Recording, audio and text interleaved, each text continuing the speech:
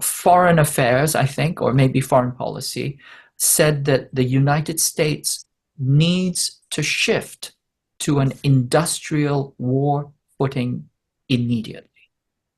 US needs to shift to an industrial war footing immediately. And they're also saying, this is what the elites are saying to each other, we need to prepare for protracted warfare.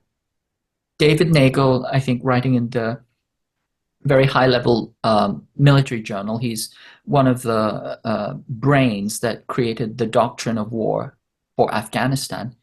He says that we need to prepare for mass casualties. The US needs to prepare for 3,600 casualties a day. Not a week, not a month, not a year, 3,600 casualties a day. When we go to war with China, we will have, in his words, we will have within 2 weeks more casualties than we had in 20 years of war with Afghanistan and Iraq. Okay? And so his argument is that we need to bring back the draft in some form. He says the all-volunteer army has outlived its shelf life, and we need to prepare to reinstate some kind of draft. And so that's the view from the C-suite, from the boxes in the stadium, and then from the ground you can see extraordinary amounts of preparation for war in terms of the granular exercises, the aggressiveness of the exercises, the continuity and the non-stop tempo of the exercises. And then, if you talk to young reservists, they're telling you that they're being constantly shipped out to Hawaii, and they can't tell you why, but it's to prepare for war. And then all the MSM messaging. So yeah. Do you have any idea what this war might look like?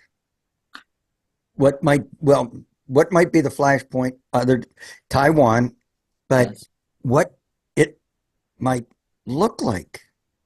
There's an interesting article by Financial Times that has just come out recently. And they've essentially mapped out what it might look like. I see that article as largely smoke and mirrors, but they're very, very granular. They're talking about missile warfare, distributed warfare along the islands, using Korea and Japan to fight, all of these things that have been mapped out in air-sea battle and all the other doctrines, they're essentially putting them into place. So the flashpoint, as I said before, could be Taiwan. Flashpoint could be Korea, because Korea is always a flashpoint. And recently, some writers at 38 North, Hecker and Carlin, said that North Korea is preparing imminent war against South Korea. What evidence does he have? He gives none. He says that North Korea has ceased engaging in the diplomatic process for peace with South Korea, and therefore it is going to go to war with the South. Now, there's a long process between disengagement and war, but he says that they're preparing for war. This is in a very important, NatSec journal called 38 North, and he says North Korea has to go to war because it has run out of options. Now, what is he talking about? What does it mean that North Korea has run out of options? It has lots of options before war. And if you look at the actual speech that he quotes, Kim Jong-un is saying we need to develop our economy and do this, that, and the other. This is not the language of somebody preparing for war. But if you understand it that the US is preparing for war against North Korea, then it becomes very clear that it has run out of options, or it will very soon be out of options. And so they're trying to build a case for preemptive war. Yes. Yeah. So the accusation is a confession, in my opinion. It's projection. So once again, North Korea could very much be a flashpoint, although North Korea is hedging its bets and tying itself very, very closely to Russia, and it's demonstrating tremendous military deterrent capacity through missiles and satellite launches, etc. So North Korea is not going to be a walkover. It never was, even when it was the poorest, most broken, bleeding country on the planet. It was not a walkover, right? And China over either. None of this is going to be a walkover. Well, if you look at, the U.S.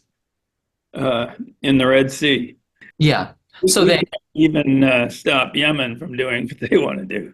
Yeah, so they can't defeat the Houthis. They had to retreat from the Houthi attacks. Yeah. And I mean, let's go back to Afghanistan. I mean, they essentially lost the war to a dedicated group of people who were previously goat herders wearing sandals, right?